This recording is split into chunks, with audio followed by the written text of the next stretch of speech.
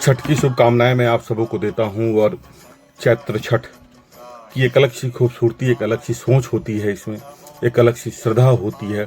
और इस श्रद्धा का सबसे खूबसूरत तस्वीर जब इसमें सारे परिवार के सदस्य इसके समर्पित हो जाते हैं, छठ वहां से शुरू होती है। ऐसे सूर्य हमेशा अपने अंबर में रहते हैं, बिना सूर्य के तो अंबर रह ही नहीं सकता है। लेकिन चैत्र छठ की एक अलग सी महत्ता होती है, क्योंकि इस समय प्रकृति अपने नए स्वरूप में आती है और सबों के साथ श्रद्धा युक्त हमेशा इनका लोग स्वागत करते हैं। हर व्यक्ति इस पर्व में अपने आप को समाहित हो जाते हैं। चैत्र की छठ का महत्ता बहुत है, क्योंकि यह सूर्यदेव हमारे उत्तरायण होते हैं और उत्तरायण में एक अलग सी सकारात्मकता अपने जीवन में आती है। और वहां से हमारा छठ का व्रत होता है। सभी श्रद्धा युक्त अपने को समर्पित करके अपनी छठ को सुबह शुरुआत करते हैं। 5 दिनों का पर्व, लेकिन महीनों से इसके पर्व का इंतजार होता है। और इस इंतजार को में सभी अपने आप को समावेश करके रखते हैं। दीपक उत्सव का तैयार होता है, सभी दीपक जलाते हैं और शुद्धता के साथ अपनी जीवन की खुशी के लिए, जीवन में एक सकारात्मक दिशा के लिए, जीवन में एक पाप मुक्त जीवन के लिए, परिवार के सारे सदस्यों के लिए, क्योंकि सनातन संस्कृति हमेशा एक खूबसूरत सी तस्वीर देती है अपने जीवन में। और उस जीवन को समझने के लिए हमेशा लोग समर्पित विचारों से अपनी छठ का पूजन करते हैं। आपने सुना है, क्या कभी अंबर से सूरज बिखरता है, क्या बिन दीपक बाती दीपक जलता है। उसी तरह बिना अंबर सूरज के तो पृथ्वी रहता ही नहीं है, जीवन का समापन हो जाता है। महिलाएं श्रद्धा से शबों की सुहाग के लिए तपस्या करती हैं। सबसे खूबसूरत बातें हैं कि जो भी छठ व्रत करता है वो अपने लिए नहीं, बल्कि अपने परिवार के लिए, अपने समाज के लिए श्रद्धा युक्त रूप से अपनी पूजा करता है। शुरुआत नहा खाए से होती है। नहा खाए के बाद खरना होता है, जिसमें जमीन से जुड़े हुए सारे सामान जो कि नई सीजन होते हैं, उसमें किसानों की समृद्धता की भी सबसे बड़ी प्रतीक होती है। इसमें रबी का फसल तैयार होता है, खरीफ का फसल समाप्त होता है और शुद्धता के साथ, अपनी पवित्रता के साथ छठ का पूजन करते हैं लोग।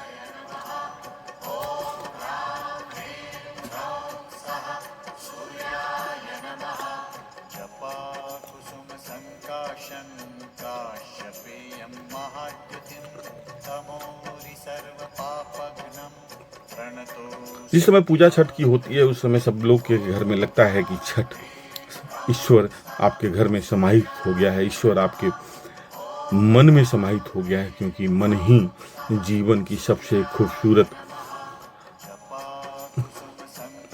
तस्वीर क्रिएट करता है, जो कि आपके हर महिलाएं दूसरे की सुहाग के लिए कामना करती है, दूसरे के खुशी के लिए कामना करती है। यही सनातन की सबसे बड़ी खूबसूरती है। यहाँ बिना किसी रुकावट से, बिना किसी भेदभाव से लोग एक दूसरे के घर में जाते हैं और सबों की खुशी में शरीक होते हैं। छठ एक जगह होता है, लेकिन सारे लोग को लगता है कि हमारे घर में ही छठ हो रहा है।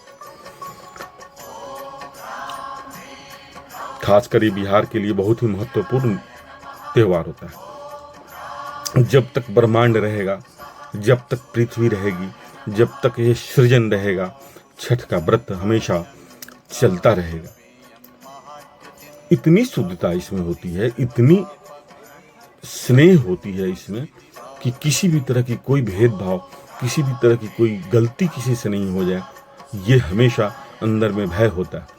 महिलाएं रात में उठती हैं 2 बजे रात से, पूरी रात 5 दिन जगी रहती हैं और जग के बच्चे से लेके, छोटे बच्चे से लेके बड़े तक सबों का सहयोग इस पर्व में होता है और सभी बहुत ही श्रद्धा से इस छठ का पूजन करते हैं।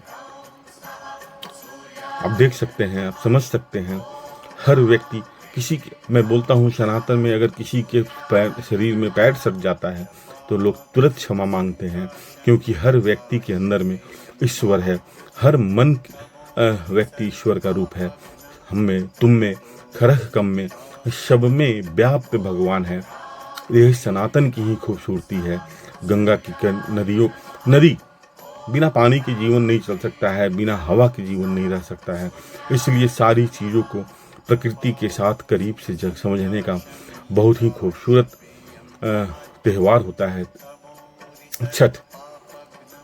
यही छठ एक ऐसा व्रत है जिसमें किसी भी तरह की पंडित, किसी भी तरह की कोई पुरोहित, किसी भी तरह की कोई पुजारी की आवश्यकता नहीं होती है, क्योंकि पुजारी आप खुद हो, पंडित आप खुद हो, वेद के ज्ञाता आप खुद हो। इन शुद्धता के साथ ही छठ की शुरुआत होती है। जब समझ लेंगे तो जीवन को जीने का एक अलग सा आनंद, एक अलग सी खूबसूरती आपके मन स्थिति में स्वतः संचालित होने लगती है। कितनी खूबसूरत दृश्य होती है जब छठ में सारे लोग अपने को सजा कर, संवार कर, शुद्धता के साथ बड़ों का आशीर्वाद लेना, छोटों से को स्नेह देना, शुभकामना देना, आशीर्वाद देना और सबों के साथ स्नेहात्मक रहने की भाव व्यक्त करता है छठ। किसी में किसी भी तरह की थकावट नहीं होती है, किसी में भी किसी भी तरह की कोई छुआछूत नहीं होती है। यह सूर्यदेव की ही महिमा है, क्योंकि अगर सूर्यदेव नहीं हो तो जीवन समाप्त हो जाएगा। इसीलिए जब उत्तरायण सूर्यदेव होते हैं उस समय छठ व्रत करना एक घोर तपस्या की तरह है। निर्जला व्रत के साथ जो छठ करते हैं वो निर्जला व्रत रखते हैं। अगर आप 1 घंटा पानी नहीं पीते हैं तो आपको समझ में आता है कि कैसी स्थिति होती है, लेकिन यहाँ पर 24 घंटे तक कुछ लिए बिना तपस्या करते हैं लोग, और उस तपस्या के साथ अपने छठ की शुरुआत करते हैं।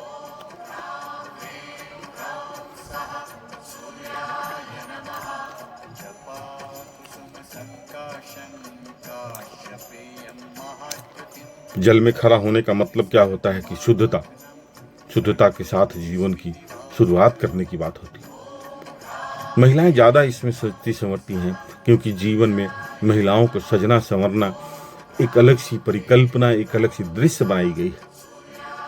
क्योंकि हमारा सनातन संस्कृति महिलाओं को बहुत ही ऊंचा दर्जा दे रखा है।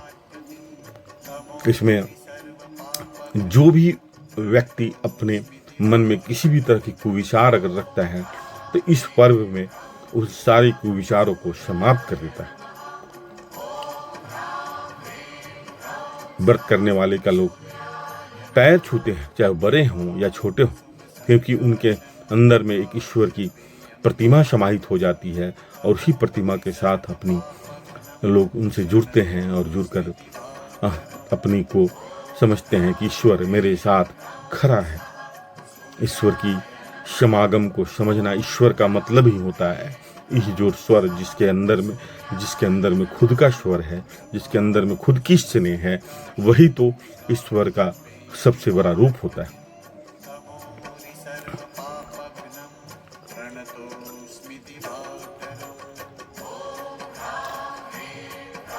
बच्चों में एक अलग सी उत्साह होती है, बच्चों में अलग सी खुशी होती है, और समझ सकते हैं सुहाग के लिए सबसे बड़ी तस्वीर की व्रत है ये। खासकर माएँ अपने बच्चों के सुख और शांति के लिए यह व्रत रखती है। बच्चों को ये समझना पड़ेगा कि जो माँ बाप उनको अपने पूरी संस्कार के साथ अपनी जीवन की खून से सृजित करके रखी हुई है, उन्हें किसी भी तरह की किसी भी बातों से न आहत पहुंचाए, न कभी उन्हें कष्ट दे, क्योंकि छठ उन्हीं का प्रतीक है। और देखिए कितनी सुंदर तस्वीर है। छठ की सबसे बड़ी खूबसूरती यह भी है कि हम सभी बुरे परिस्थितियों में लोगों को छोड़ देते हैं, अपनों को छोड़ देते हैं, लेकिन डूबते हुए सूरज का अर्घ देना, डूबते हुए सूरज को की पूजा करना, यह केवल और केवल सनातन संस्कृति के ही में ही है और कहीं पर इस तरह की व्यवस्था नहीं। और यह डूबते हुए सूरज का मतलब क्या होता है कि जो दिन आज जा रहा है वह मेरे लिए बहुत अच्छा है, चाहे परिस्थितियां किसी भी तरह की हों। विषम से विषम परिस्थितियों का निवारण अगर कोई करता है तो ईश्वर ही करता है। समर्पण, स्नेह, सौहार्द, जब हम जल अर्पण करते हैं तो हमें लगता है कि हमारे प्रभु इस मेरे जल को ग्रहण कर लिए। सबों के चेहरे पे एक अलग सी भाव भंगिमा, एक अलग सी स्नेह, एक अलग सी खूबसूरती, एक अलग सी शीतलता, और हर व्यक्ति इस पल को कैद करने का प्रयास करता है। आप कितने भी भाग लो, अंततः एक शब्द आता है, अंततः आपको वहीं जाना होता है जहां से ऊपर ने वाले ने निश्चित कर रखा है। इसलिए परिस्थितियां किसी भी तरह की हों, उसको हमेशा शहर से स्वीकार करें, क्योंकि ईश्वर वही करता है जो आपके हित के लिए होता है। हम बेशक उसमें दिग्भ्रमित हो जाते हैं, बेशक उसमें परेशान हो जाते हैं, बेशक इस लोगों को दोष देते हैं, लेकिन कभी भी दोषारोपण न करें, क्योंकि दोषारोपण करने से अपने जीवन में अंदर से एक अलग सी कुंठा ग्रसित हो जाती है।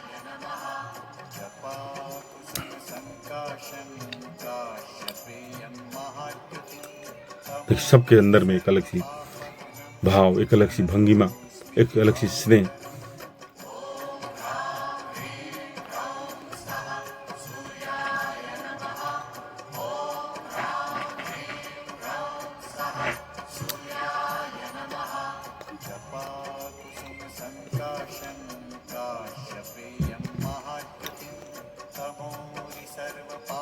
यह एक ऐसा पर्व है कि इसमें नींद खत्म हो जाती है, और नींद हमेशा नकारात्मकता का द्योतक होता है। इसलिए कभी भी सूर्य को जल देने के समय सुबह ही उठा करें। लोग लेट से जगते हैं, लेट से जगना कभी भी, देखिए क्या भावनाएं हैं।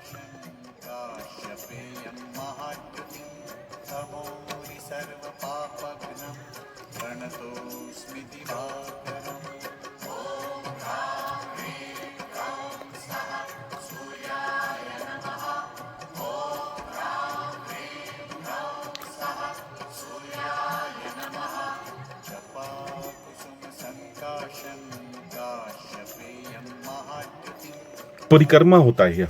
परिक्रमा करने का मतलब पृथ्वी गोल है और हम पूरे विश्व की शांति के लिए घूमते हैं। ये सारे लोग जो हमारे साथ हैं, जो इर्द गिर्द हैं, जो जहाँ भी हैं, जहाँ से भी देख रहे हैं, उनको उनके परिवार में सुख और शांति मिले।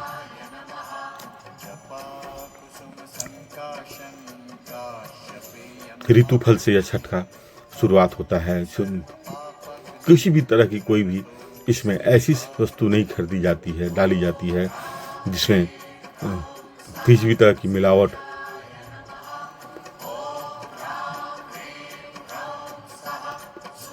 बच्चों के साथ एक अलग सी स्नेह होती है, एक अलग सी चेहरे पर एक अलग सी खूबसूरती होती है, एक अलग सी शुद्धता होती है, एक अलग सी भावगम्यता होती है। सब एक दूसरे बड़े का पैर छूते हैं, आशीर्वाद लेते हैं और उस पल को कैद करते हैं, क्योंकि जीवन चलने का नाम है। और जस कल कौन है, कल यहाँ रहेगा, कल कौन यहाँ नहीं रहेगा, लेकिन इनके सहारे अपने बच्चों को स्नेह देते हैं, उनकी सुख और शांति के लिए हमेशा ईश्वर से प्रार्थना करते हैं।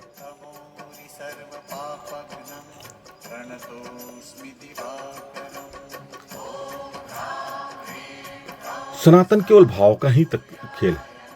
जहाँ भाव नहीं है वहाँ पर किसी भी तरह की कोई संबंध नहीं होती है। इसीलिए जब हम किसी भी चीज़ का भोग लगाते हैं ईश्वर को, तो हमें समझ में आता है कि प्रभु ने इसे स्वीकार कर लिया, प्रभु ने इसे ग्रहण कर लिया।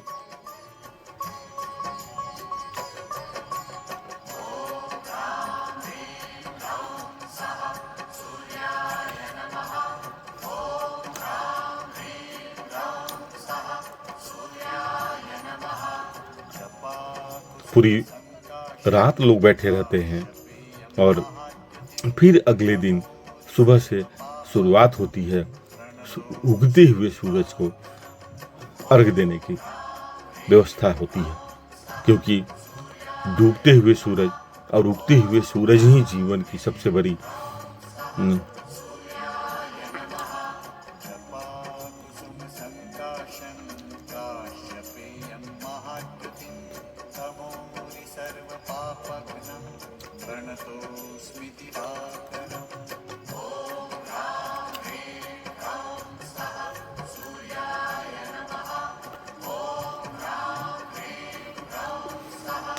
इस तरह के विचारों से क्या हम हमेशा नहीं रह सकते? जरूर विचार करेंगे। और इस तरह के विचारों के साथ सुबह का अर्घ की तैयारी हो रहा है और पुनः शतव्रत करने वाले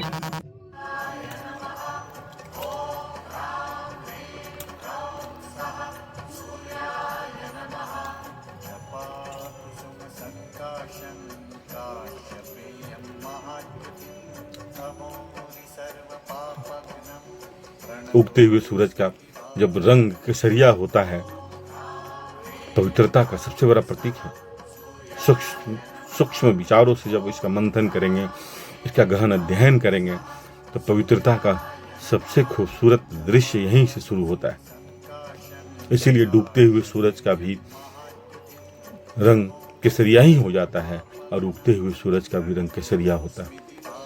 सुबह जब बिछावन छोड़ते हैं आप, उस समय आपका मन केसरिया मतलब पवित्रता की तरह शुद्ध होता है। अगर केसरिया की तरह शुद्ध नहीं है तो फिर आपके जीवन में कभी सुख और शांति समाहित ही नहीं हो सकती।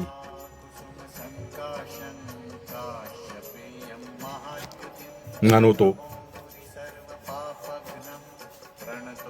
ईश्वर साथ में है, ना मानो तो कुछ भी नहीं है।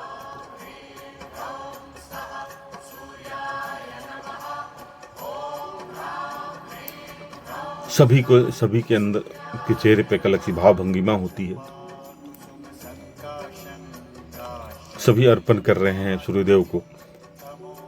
जिस समय अर्पण करते हैं उस समय उनके मन में एक ही बात आती है कि मेरी पूजा ईश्वर स्वीकार कर लेना। हम प्राणी विकृति से भरे हुए हैं, हमें थोड़ा सा इन लम्हों में विकृत मुक्त कर देना, निश्चल बना देना प्रभु। ऐसे संभव नहीं होता है, लेकिन जीवन तप का ही नाम होता है। अगर तप नहीं करेंगे तो जीवन की शुद्धता में आपको समझ में नहीं आएगा।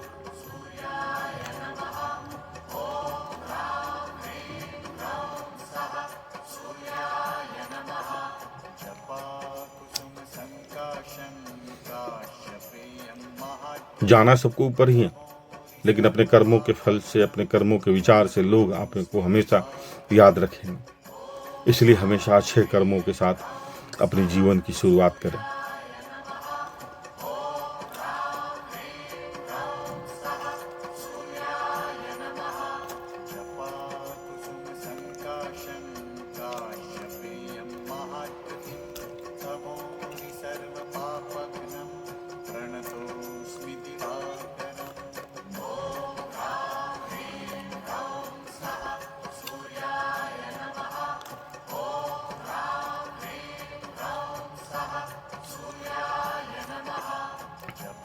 हमारे यहाँ महिलाएं केवल और केवल समर्पित रहती हैं अपने परिवार के लिए।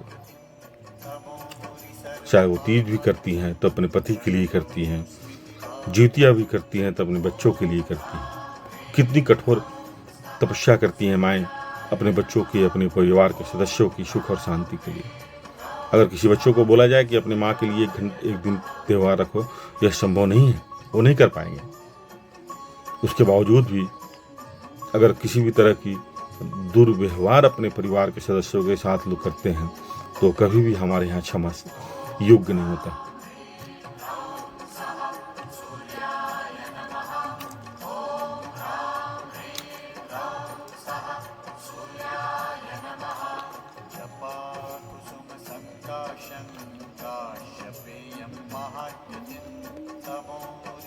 दीपक का हमारे यहाँ दीपक की बहुत ही महत्ता है।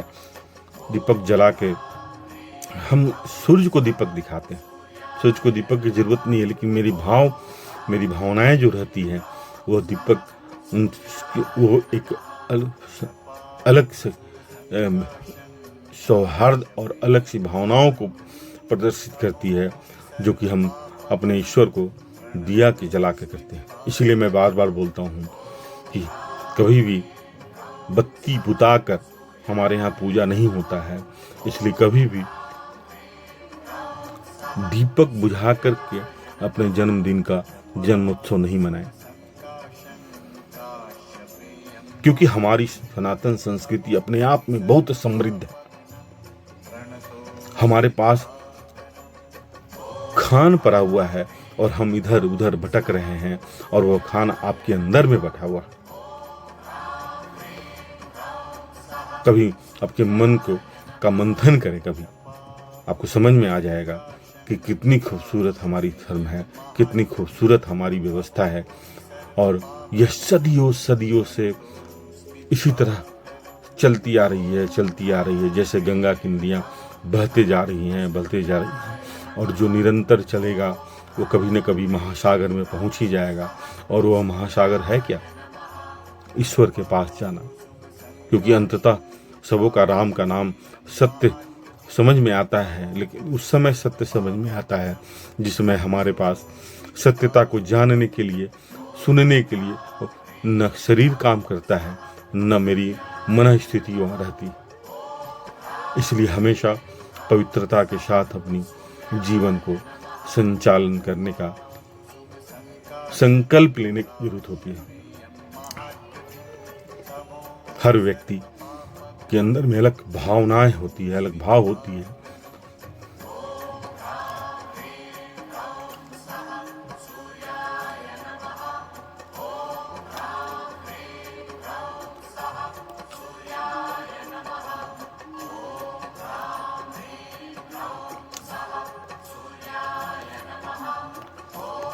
पारिवारिक संस्कार का सबसे बड़ा घर ये छठ ही है, जो आज बच्चे जहाँ भी रहते हैं छठ के साथ ऐसे जुड़ जाते हैं जैसे वो उनके शरीर में स्वतः ईश्वर प्रवेश कर गया।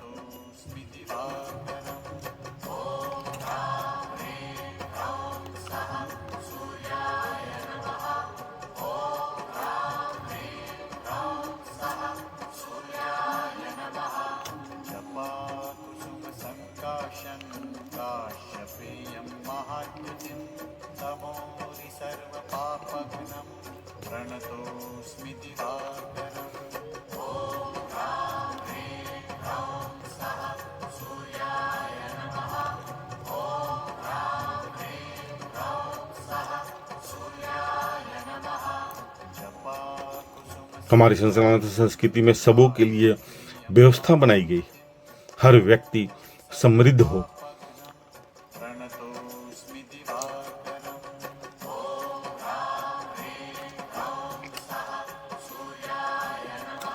अग्नि का प्रज्वलित होना, अपने अंदर में बैठी हुई अग्नि के बिना कुछ भी संभव नहीं है। इसलिए हमेशा अग्नि को प्रज्वलित करके मन की शीतलता को समझने के लिए ही इस त्योहार का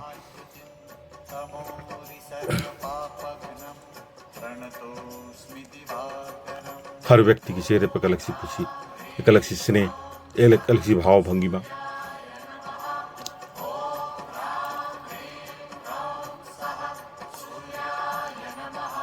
हर व्यक्ति आशीर्वाद लेता है बड़ों से।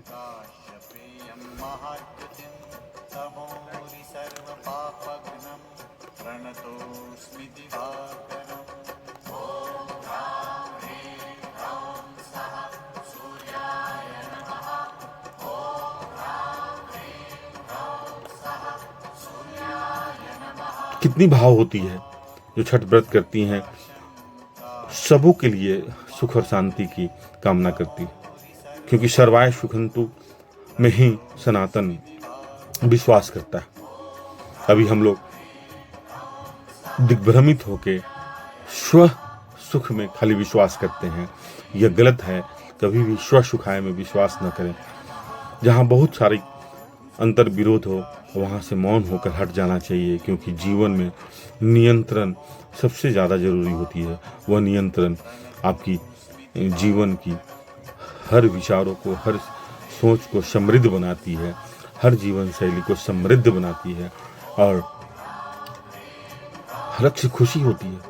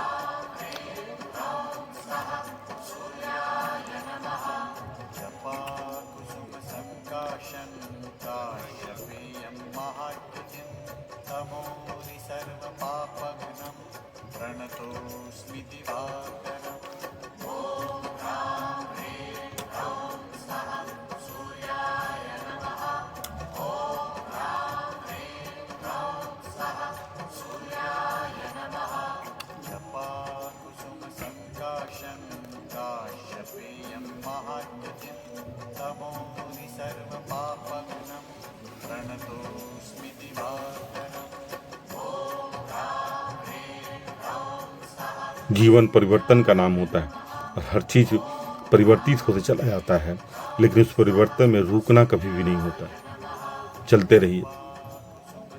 वह पानी बताता है जलिए, लेकिन खुद के लिए, दूसरे के लिए नहीं तो वह आपको भस्म कर देगा। जलने का मतलब अपने अंदर में बैठी हुई गंदी विचारों को